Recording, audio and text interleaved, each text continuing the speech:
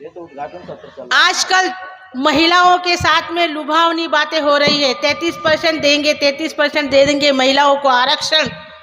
लेकिन मोदी जी का वो भी जुमला है, उस जुमले को भी महिलाओं को समझना होगा, उस जुमले को महिलाओं को समझना होगा। आजकल देखिए कहीं पर भी महिला सुरक्षित नहीं है। मणिपुर की घटना देख लीजिए, उससे पहले गुजरात की बिल्किस बानो के साथ में क्या हुआ देख लीजिए।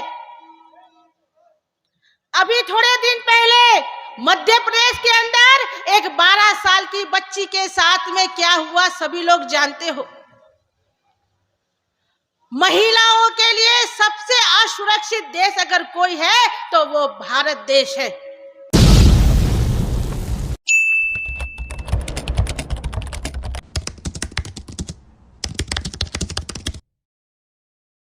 जो पानी से नहाता है वो सिर्फ और सिर्फ कपड़े बदलते हैं। जो पानी से नहाता है वो कपड़े बदलता है, लेकिन जो पसीने से नहाता है वो इतिहास बदलता है। तो हम यहाँ पर इतनी भयंकर गर्मी में नागपुर क्या बोलते हैं कानपुर के अंदर यहाँ पहुँचे हुए हैं। तो आज बहुजन मुक्ति पार्टी का 5वां राज्य अधिवेशन उत्तर प्रदेश के कानपुर में होने जा रहा है और आज मान्यवर काशीराम साहब का भी परिनिर्वाण दिन है। इस दिन पर हम यहाँ पर सभी लोग उपस्थित हुए हैं। जब मैं सुबह यहाँ से यहाँ आने के लिए निकल रही थी तो कई लोगों के फ़ोन आए, मुझे कहा गया कि क्या मैडम पहुँचने वाले हो कि नहीं पहुँचने वाले हो, क्योंकि मुझे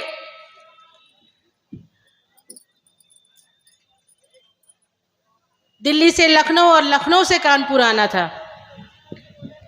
और आजकल मौसम कौन सा है, यहाँ से सभी लोग दिल्ली की तरफ जा रहे हैं। आज मौसम कैसा है, दिल्ली लोग जा रहे हैं और मुझे दिल्ली से यहाँ पर आना था। मुझे लखनऊ से यहाँ पर आना है। हम लोग यहाँ पर इकट्ठा हुए हैं दिल्ली में जाने के लिए। हम यहाँ पर इकट्ठा किस लिए हुए हैं, दिल्ली में जाने के लिए।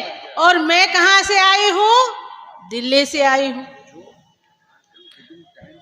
हम लोग हमारे लोगों को कहना होता है हाँ चलो दिल्ली की ओर, हम लोग दिल्ली से यहाँ पर आए हैं और यहाँ आने के बाद कह रहे हैं कि चलो दिल्ली की ओर। क्यों कह रहे हैं यहाँ आने के बाद चलो दिल्ली की ओर? हम लोग शासन करती जमात बनना चाहते हैं, इसीलिए हम लोग कह रहे हैं चलो दिल्ली की ओर। क्या सही में आप लोग दिल्ली जाना चाहते हो? बहुत अच्छी बात है, सभी लोग हाथ उठा कर रहे हैं। लेकिन दिल्ली जाने के लिए आपको पहले लखनऊ तक जाना पड़ेगा। लखनऊ जाने की तैयारी करो। अभी तुम लोग लखनऊ जाने के लिए कानपुर से अपने घर से निकलने के लिए तैयार नहीं हो, तो क्या आप लोग लखनऊ की विधानसभा में भी जा सकोगे? ये तैयारी है क्या आप लोगों की? है तैयारी, बहुत अच्छी बात है। और अभी तो आप लोगों ने कहा था कि आप लोग गठबंधन करिए, गठबंधन करिए। अब तो गठबंधन भी हो रहा है। मोर्चा भी आप लोगों को खोल दिया है। अब तो आपकी आशा पूरी हो रही है कि नहीं हो रही है? हो रही है। अगर आपकी आशाएं पूरी हो रही है और शासन करती जमात बनना चाहते हो तो सबसे पहले निकलो बाहर मकानों से, जंग लड़ो। तो इतने लोगों को मैं कहना चाहती हूं कि अगर बेईमानों से जंग लड़नी है तो आप लोगों को युद्ध तैयार करना होगा। जब तक आपका युद्ध तैयार नहीं होगा तब तक आपका बुद्ध तैयार होने वाला नहीं है। इसीलिए आप लोगों को अपना बुद्ध तैयार करना होगा। अगर बुद्ध तैयार नहीं है तो कितनी भी विधानसभा होगी, तो कितनी भी नजदीक दिल्ली होगी, आप दिल्ली तक पहुंच सकते नहीं। ये मेरी सबसे बड़ी चिंता है। मैं दुखी होकर जब मैं बोलती हूँ, फोन करती हूँ लोगों को, तो मेरे रामधारी दिनकर जी जो मेरे साथी हैं, मेरे प्रदेश अध्यक्ष हैं, वो कहते हैं अरे मैडम दुखी क्यों करते हो, दुखी क्यों होते हो, चिंता मत करिए। क्यों चिंता ना करूं? मैं उनको मस्का लगाने के लिए फोन नहीं करती हूं।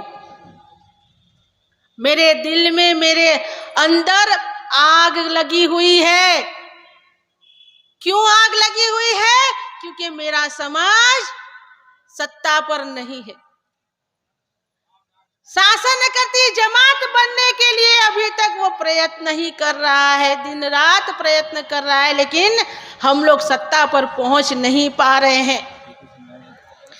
इसीलिए मैं जब उनको फोन करती हूँ तो वो कहते हैं मैडम दुखी क्यों हो रही हो? अरे दुखी इसलिए हो रही हूँ, दुखी इसलिए कर रही हूँ कि कहीं आप लोगों को जब मैं फोन करूं और उस दुख का एहसास आप लोगों को हो जाए और आपकी नींद उड़ जाए, और नींद उड़ जाए और आप लोग काम पर लग जाओ, इसके लिए मैं फोन करती हूँ और आप लोगों को दुखी करती हूँ कि आप लोग दुखी होकर कुछ काम करो। मैं आप लोगों को खुश करने के लिए नहीं कहना चाहती। मैं आप लोगों को खुश क्यों करूं? आप लोगों ने ऐसा क्या काम कर दिया है कि आप लोगों को खुश कर दूं? जब तक आप लोग रिजल्ट नहीं निकालोगे तब तक मैं आप लोगों के साथ में इसी तरह से ही बात करूंगी।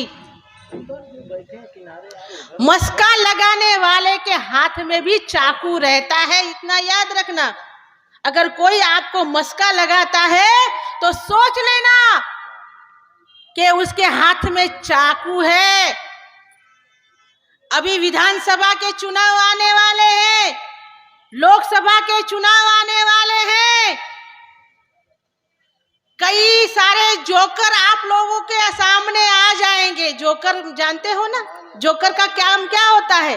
हंसाना होता है।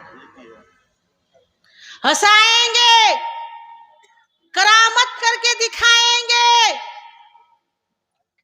आपको बहलाएंगे और खुश करेंगे, तमाशा करके खुश करेंगे, और खुश करके आपकी पार्टी में आकर आपके पास टिकट भी लेके जाएंगे। और टिकट लेकर क्या करेंगे? जनता के पास जाएंगे और जनता के पास जाकर उनको बहलाकर उनका वोट लेकर एमएलए एमपी तो बन नहीं पाते हैं वो लोग। एमएलए एमपी तो वो लोग जोकर लोग जो है एमएलए एमपी तो बन नहीं पाते हैं। तो वो लोग कहते हैं एमएलए एमपी ना बनाओ तो कोई बात नहीं, नॉमिनेट तो कर दो हमको। क्या करेंगे? हमारे नाम का इस्तेमाल करके बीजेपी में चले जाएंगे और बीजेपी के वो लोग दलाल और बढ़वे बन जाएंगे। जो आजकल की जो मनुस्मृति है ईवीएम, सभी लोग बोलते हैं मैडम आप लोगों को ईवीएम का विरोध नहीं करना चाहिए। क्यों नहीं करना चाहिए? अगर आप लोग ईवीएम का विरोध करेंगे तो इंडिया का जो गठबंधन है उसके अंदर आप लोगों को शामिल नहीं करेंगे। ना करे, ना करे, हमको किसी के गठबंधन की जरूरत नहीं है, लेकिन हम लोग ईवीएम का विरोध करना नहीं छोड़ेंगे। हमारे 51 दल इकट्ठा हुए हैं, छोटे मोटे 51 दल इकट्ठे होकर हमारा राष्ट्रीय परिवर्तन मोर्चा के साथ में बहुजन मुक्ति पार्टी का गठबंधन हुआ है। 51 पार्टी, और नवंबर तक 500 छोटी मोटी पार्टियों के साथ में मिलकर हम लोग महागठबंधन बनाने वाले हैं। ये महागठबंधन बनने के बाद बहुत सारे रास्ते खुलने वाले हैं मेरे भाइयों तथा बहनों। जो बाबा साहब आम्बेडकर का सपना था वो सपना साकार होने जा रहा है। जैसे बाबा साहब आम्बेडकर ने कहा था, जाओ अपने घर की दीवारों पे लिख दो हमें शासन करती जमात बनना है। वो दीवारों पे लिखने के लिए उस वक्त ना तो कोई दीवार थी ना कोई बोर्ड था, लेकिन फिर भी हमारे लोगों ने प्रयत्न किया, यहां तक पहुंचे। काशीराम साहब, मान्यवर काशीराम साहब ने भी कहा, वोट हमारा राज तुम्हारा नहीं चलेगा। लेकिन हमारी भोली भाली जो प्रजा है उसने क्या किया? उनके बहकावे में आ गए, और बहकावे में आकर वो 5 किलो के अनाज, 5 किलो के राशन में बिक गए। मेरे भाइयों तथा बहनों, हमें ऐसी लुभावनी चीजों से हमेशा परहेज करनी होगी, नहीं तो ये लोग क्या करेंगे? हमारा इस्तेमाल करेंगे और हमको लात मारेंगे। हमें इस्तेमाल होने वाली प्रजा नहीं बननी है, हमें इस भारत का शासन करती जमात बनना है। शासन करती जमात बनने के लिए प्रयत्न करना होगा भाइयों तथा बहनों। ये जो आजकल महिलाओं के साथ में लुभावनी बातें हो रही है, 33% देंगे, 33% दे देंगे महिलाओं को आरक्षण, लेकिन मोदी जी का वो भी जुमला है, उस जुमले को भी महिलाओं को समझना होगा, उस जुमले को महिलाओं को समझना होगा। आजकल देखिए कहीं पर भी महिला सुरक्षित नहीं है। मणिपुर की घटना देख लीजिए, उससे पहले गुजरात की बिल्किस बानो के साथ में क्या हुआ देख लीजिए। अभी थोड़े दिन पहले मध्य प्रदेश के अंदर एक 12 साल की बच्ची के साथ में क्या हुआ सभी लोग जानते हो। महिलाओं के लिए सबसे असुरक्षित देश अगर कोई है तो वो भारत देश है। क्या ये 33% आरक्षण देने के बाद महिलाएं सुरक्षित रहेगी?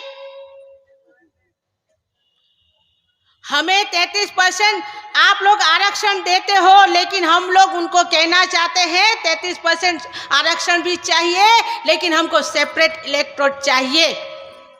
हमारा ही उम्मीदवार हो, हमारा ही प्रतिनिधित्व हो, और हम ही उसको वोट करेंगे, महिला को वोट करेंगे। इस तरह से हमें प्रतिनिधित्व दो। हमें जॉइंट इलेक्टोरेट नहीं चाहिए। जॉइंट इलेक्टोरेट ने पुरुषों के अंदर दलाल और भड़वे पैदा कर दिए। कहीं महिलाओं के लिए भी ऐसा ना हो जाए। इस मंच से ऐसा शब्द महिलाओं के लिए हम लोग नहीं बोल सकते। अगर महिलाओं को जॉइंट इलेक्टोरेट लागू हो गया तो कितनी भयंकरता हो जाएगी। इसीलिए हमारी महिलाओं को अगर चाहिए तो हमें सेपरेट इलेक्टोरेट दे दो। हम लोग हमारा ही प्रतिनिधित्व चुनकर लाएंगे। हमारी महिलाएं यहाँ पर संख्या में कम है। क्यों? क्योंकि महिलाएं कहती हैं हम राजनीति करके क्या करेंगी। हम लोग महिलाओं को घर से बाहर कम निकालते हैं। यहाँ पर कार्यकर्ता भी जितने हैं वो लोग भी अपनी पत्नियों को, अपनी बहन को, बेटी को लाए होते तो यहाँ पर और ही नजारा होता, यहाँ पर और ही नजारा होता। जिस दिन बहुजन समाज की महिलाएं इस तरह से मीटिंगों में आने लगी और इस स्टेज के ऊपर भी 33% महिलाएं नजर आएगी, उस दिन हम आजाद हो जाएंगे, उस दिन हम आजाद हो जाएंगे। भाइयों तथा बहनों, बहुत सारी बातें हैं और समय भी हमारे पास अभी आगे बढ़ रहा है, बोलने वाले बहुत सारे लोग हैं, इसलिए मैं ज़्यादा नहीं बोलना चाहती हूँ। लेकिन हमारी महिलाओं को अगर सुरक्षित रहना होगा तो हमें महिलाओं को शासन करती जमात बनाने के लिए प्रयत्न करना होगा। बहुजन लोगों को, बहुजन मेरे भाई लोगों को मैं निवेदन करती हूँ कि आप सभी लोग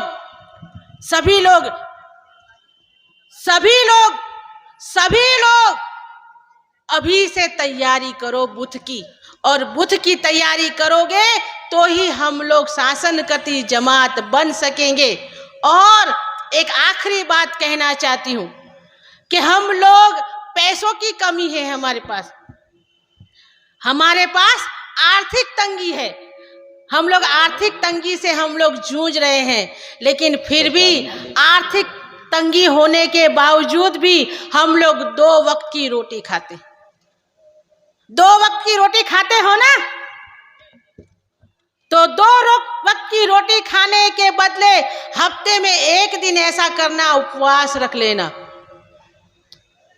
हफ्ते में 1 दिन उपवास रख लेना, खाना मत, और वो जो पैसा इकट्ठा होगा उस पैसे इकट्ठा करके बूथ की तरफ तैयारी करने लग जाना। अगर आप लोगों ने कम से कम 10 रुपया इकट्ठा किया, प्रत्येक व्यक्ति ने 10 रुपया इकट्ठा किया, 365 दिन में 85% समाज है, तो हमारे समाज में भी अंबानी अदानी पैदा हो सकता है। हम लोग अदानी अंबानी भी तैयार कर सकते हैं। जो काशीराम जी का सपना था, 1 वोट और 1 नोट वाला, 1 वोट और 1 नोट वाला, अभी 1 नोट में 1 रुपया सा कुछ भी नहीं होने वाला है। आप लोग अगर कुछ देना चाहते हो तो 10 रुपया दो, 10 रुपया दो, और 10 रुपया देकर बहुजन मुक्ति पार्टी गरीबों की पार्टी है, इस गरीबों की पार्टी को आप लोग ही साधन संसाधन दे सकते हो, साधन संसाधन दे सकते हैं। हमें सिर्फ पैसों की नहीं, हमें बुद्धि चाहिए, पैसा चाहिए, हुनर चाहिए, समय चाहिए, 5 चीज चाहिए। और कई माँ तो ऐसी है जो रुपया नहीं देती, अपनी कोख की औलाद दे रही है बहुजन मुक्ति पार्टी को, और ऐसी ही औलाद 24 घंटे तक काम करती है। ऐसी औलादों का नाम अगर लिया जाए तो परवेंद्र प्रताप सिंह हमारे सामने जीता जागता उदाहरण है, जीता जागता उदाहरण है। 24 घंटे फुल टाइमर का काम कर रहे हैं, अपनी बीवी बच्चे और माँ बाप को छोड़कर पूरा दिन 24 घंटे काम करते हैं। मैं उनकी माँ और उनकी बहन, उनकी बेटी और उनकी पत्नी को सलाम करती हूँ कि ऐसे जाबाज व्यक्ति को हमको दिया हुआ है। उनका समय, उनकी हुनर, उनका जो बुद्धि है उसका हम लोग उपयोग करेंगे, और उनके नेतृत्व में हम लोग दिल्ली तक जाएंगे, हम लोग दिल्ली तक जाएंगे। इतनी ही बात कहकर इस कार्यक्रम का मैं उद्घाटन करती हूँ, और आप लोगों ने मुझे जो शांति से सुना और आप लोगों ने मुझे समय दिया, इसके लिए आप लोग का धन्यवाद करती हूँ। जय भीम, जय मूल निवासी साथियों। बहुत बहुत